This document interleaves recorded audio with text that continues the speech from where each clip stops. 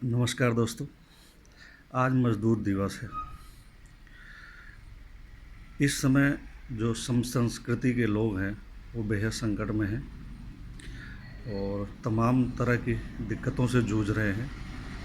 इनके अलावा ऐसे लोग जो सम संस्कृति के हैं लेकिन अपने आप को सफ़ेद कॉलर टाइप के लोग समझने लगे थे और कर्मचारी और अधिकारी की श्रेणी में डाल के अपने को श्रम संस्कृति से अलग किए हुए थे। ऐसे लोगों को भी आज के समय में ये पता चल गया है कि वो भी इसी श्रेणी और वर्ग के हैं और उन पर भी काफ़ी संकट है। तो ये कुछ सबक वक्त ने दिए हैं, शायद इससे हम कुछ समझ पाएँ।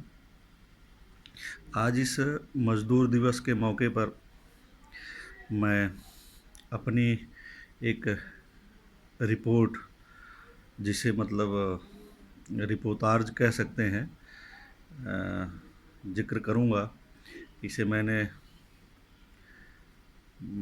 22 नवंबर 1999 में लिखा था। मेरठ में था उस समय, अमर उजाला में। तो ये रिपोर्ट मेरठ अमर उजाला में छपी हुई थी। इसमें रिक्शे वाले के बारे में जो है, उनकी ज़िंदगी, उनकी आर्थिक स्थिति, उनकी सांस्कृतिक हालात और वक्त के साथ जो विकास होता है, मशीनीकरण होता है, तो उसका संस्कृति पर कैसा प्रभाव पड़ता है, उन सब चीज़ों को रेखांकित करने की कोशिश की है। अमूमन इस तरह की रिपोर्ट न्यूज़ के फॉर्मेट में जो है अखबारों में नहीं छपती हैं, लेकिन इसको जो है उस समय के हमारे जो बॉस थे श्री राजेंद्र त्रिपाठी जी ने इसको बड़ी प्रमुखता से छापा था। तो मैं वो रिपोर्ट पढ़ता हूँ जो मेरठ पर आधारित है ये, और रिक्शे वालों पर है, और मई दिवस के मौके पर मुझे प्रासंगिक लगी, इसलिए इसको आप लोगों के बीच शेयर कर रहे हैं, प्रस्तुत कर रहे हैं। उम्मीद कर रहे हैं कि इसे आप पसंद करेंगे।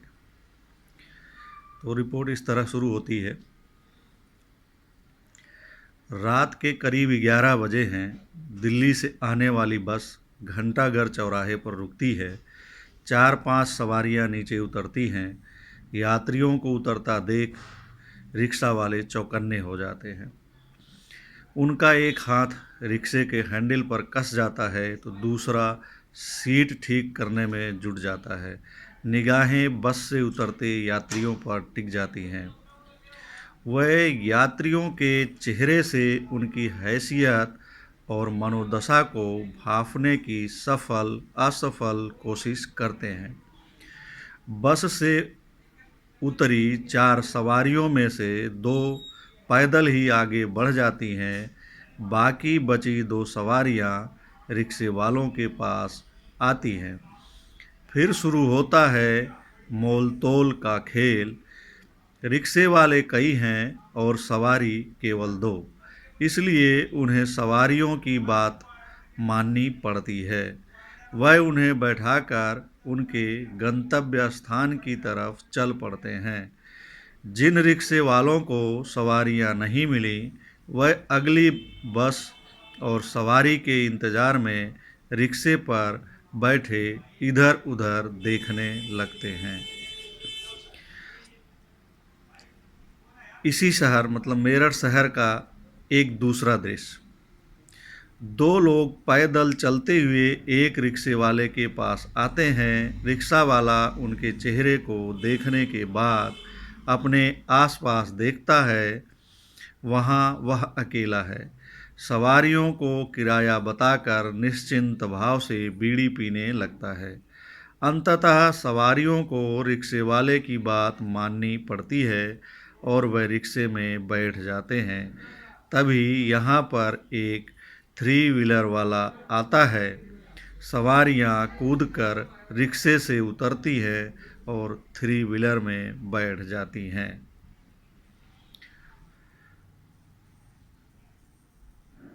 वह धुआं फेंकता चला जाता है और रिक्शा वाला जो थोड़ी देर पहले विजेता की तरह तना था, करुण दृष्टि से थ्री व्हीलर को जाते देखता रह जाता है। निराशा में उसका हाथ बीड़ी के बंडल की तरफ चला जाता है। महानगर में रिक्शे वालों को के साथ प्रतिदिन इस तरह की घटनाएं न जाने कितनी बार घटती हैं, परंतु उनकी तरफ किसी का ध्यान नहीं जाता।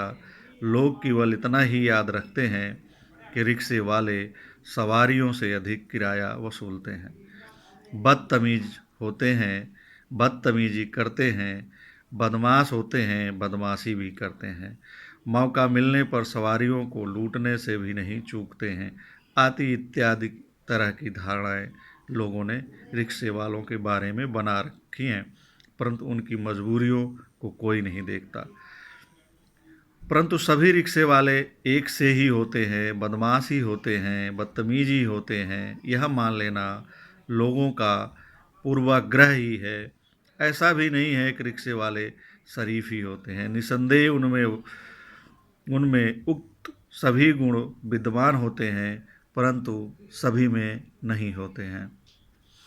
महानगर में कुल कितने रिक्शे वाले हैं? यहाँ रिक्शे वालों से मतलब रिक्शा चलाने वालों से है, क्योंकि हर रिक्शा चालक रिक्शा मालिक नहीं होता। इसका तो केवल अनुमान ही लगाया जा सकता है, लेकिन एक अनुमान के अनुसार नगर निगम और छावनी परिषद में पंजीकृत रिक्शों की संख्या 12,000 के करीब होगी। नगर निगम ने कुल 8,000 रिक्शों का इस वर्ष पंजीकरण करने का लक्ष्य रखा था, जिसमें उसने लगभग 7,000 रिक्शों का पंजीकरण किया। लगभग 5,000 रिक्शे छावनी परिषद से भी पंजीकृत हो चुके थे, परंतु शहर में इन पंजीकृत रिक्शों की संख्या से अधिक रिक्शे चलते हैं। इसका अंदाज़ा इसी से लगाया जा सकता है कि शहर के किसी भी चौराहे या गली में 10 से 20 के करीब रिक्शे वाले खड़े मिल जाते हैं। ये लोग दिन भर सवारियों को इधर से उधर ले जाकर उन्हें मंजिल तक पहुंचाते हैं, लेकिन इनकी अपनी कोई मंजिल नहीं होती। इन्हें देखकर ऐसा लगता है कि सभी रिक्शे वाले यदि एक दिन भी हड़ताल कर दें तो इस महानगर में अफरी तफरी सी मच जाए।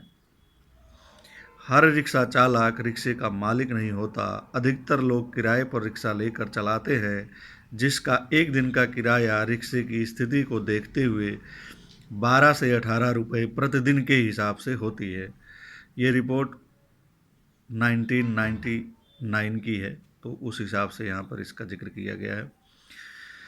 यहाँ के रिक्शे वालों में तकरीबन 80% बिहार और पूर्वी उत्तर प्रदेश से आए हुए हैं। ये लोग जहाँ से रिक्शा किराए पर लेते हैं, अक्सर वहीं अपने रात का ठिकाना भी बनाते हैं। किराए पर कमरा लेकर परिवार के साथ बहुत कम रिक्शा चालक रहते हैं। अपने घर पर परिवार से दूर ये खुले आसमान के नीचे सोकर और किसी सस्ते से ढाबे में रूखी सूखी खाकर गुजारा करते हैं। ये अपना पेट काट कर भरसक या प्रयास करते हैं कि महीने में अधिक से अधिक पैसा घर भेज सकें, जहां इन पर आश्रित परिवार के अन्य सदस्य उसका बेसब्री से इंतज़ार कर रहे होते हैं। जो शहर के स्थानीय रिक्शा चालक हैं और शहर में उनका मकान है, वही अपने परिवार के साथ रात गुजार पाते हैं। शेष के लिए परिवार की केवल यादें ही रात गुजारने का सहारा बनती हैं। एक रिक्शा चालक की औसत कमाई 50 से 100 रुपये तक होती है। किसी दिन बहुत मेहनत करने के बाद बलिष्ठ शरीर वाला रिक्शा चालक 150 रुपये तक कमा लेता है, परंतु ऐसे रिक्शा चालक अपवाद ही हैं, नहीं तो अक्सर सभी 60 से 80 के बीच रह जाते हैं। इतनी सीमित आमदनी में खुद सहित परिवार का भी भरण पोषण करना कितनी बड़ी चुनौती है, कोई भी संवेदनशील व्यक्ति समझ सकता है। अधिक बचत के चक्कर में भरपेट न खाने के कारण ये कुपोषण और बीमारी के भी शिकार हो जाते हैं और अपनी एकमात्र शारीरिक पूंजी को भी धीरे धीरे खो देते हैं। महानगर में इतनी भारी तादाद रिक्शा चालकों की है, लेकिन इनका अपना कोई संगठन नहीं है। हाँ, रिक्शा मालिकों ने मेरठ रिक्शा स्वामी संगठन के नाम से अपना संगठन जरूर बना रखा है। जो प्रशासन से अपनी समस्याओं को निपटवा लेता है। रिक्शा चालकों में स्थानीय व बाहरी का संघर्ष भी चलता रहता है, जो इनकी एकता की सबसे बड़ी बाधा है। यही नहीं, रिक्शा मालिक तो नगर निगम या छावनी परिषद से अपने रिक्शे पंजीकृत करवा लेते हैं, परंतु रिक्शा चालकों को रिक्शा चालक लाइसेंस बनवाने के लिए नगर निगम और छावनी परिषद के अधिकारियों के पास बार बार चक्कर लगाने पड़ते हैं। फिर भी सभी चालक लाइसेंस नहीं बनवा पाते हैं। ऐसे रिक्शा चालकों को उस समय बड़ी दिक्कत होती है जब नगर निगम की जांच कमेटी इन्हें पकड़ लेती है। ऐसे में अक्सर वही संबंधित अधिकारी को कुछ ले देकर मामला सुलटा लेते हैं। जो ऐसा नहीं करते उन्हें 50 रुपये का जुर्माना भरना पड़ता है। रिक्शा चालकों के लिए एक अच्छी बात यह है कि नगर निगम की जांच कमेटी कभी कभार ही शहर के किसी कोने में जांच करती है। वह भी अपना काम बनते ही पुनः कार्यालय में आकर विराजमान हो जाती है। जिल्लत भरी जिंदगी जीते हुए लोगों का बोझ ढोने वाले ये रिक्शा चालक एक समय के बाद खुद पर ही बोझ बन जाते हैं, परंतु इनकी ज़िंदगी की इस त्रासदी की तरफ कौन ध्यान देता है। रिक्शा चालकों से बातचीत करके उनका दर्द जानने की कोशिश भर की गई। बंगाल से मेरठ में आकर रिक्शा चला रहे इलियास कहते हैं, साहब एक दिन एक साहब मिले थे, उनका किराया 20 रुपया बनता था, परंतु उन्होंने दिया 50 का नोट। शेष वापस करने लगा तो बोले, मानव श्रम की कोई कीमत नहीं होती। वाकई मानव श्रम की कोई कीमत नहीं होती। जहाँ भी लूट मची है, मानव श्रम की ही लूट सबसे पहले होती है। खींचता है इस मानव श्रम की कोई कीमत नहीं होती। एक आदमी दूसरे आदमी को खींचता है, इससे बड़ी विडंबना और शर्मिंदगी इस व्यवस्था के लिए और क्या होगी। साहब सभी ऐसे नहीं होते। साहब सभी ऐसे नहीं होते। लोग हम लोगों को बड़ी हिकारत की नज़रों से देखते हैं, जैसे हम लोग रिक्शा चलाकर कोई पाप कर रहे हों। वाकई सभी ऐसे नहीं होते। यहाँ सर्वेश्वर दयाल सक्सेना की एक कविता की कुछ पंक्तियाँ याद आ रही हैं। इस नदी में न जाने कितनी बार बाढ़ आई है, इस नदी में न जाने कितनी बार बाढ़ आई है। रगों में खून खौला है, पर हर बार अंगीठियों से तमतमाए चेहरों पर रोटियां ही सेकी गई हैं। पानी कभी खतरे का निशान नहीं पार कर पाया, हर बार पछाड़ खाकर शांत हो गया। हर बार पछाड़ खाकर शांत हो गया। नमस्कार, धन्यवाद, फिर मिलते हैं।